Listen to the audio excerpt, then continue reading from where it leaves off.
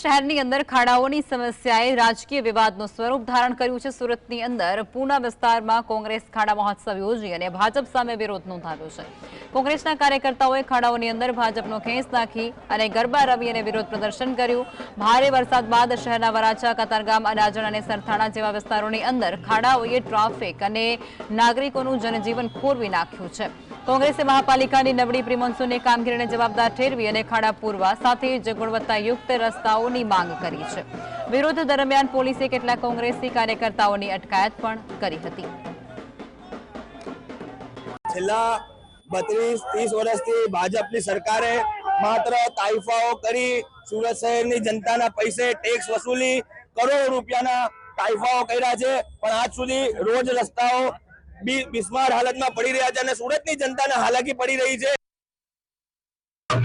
ત્યારે આજરોજ સુરત શહેર યુવક કોંગ્રેસ દ્વારા ખાડા મહોત્સવનો કાર્યક્રમ કરવામાં આવેલો છે।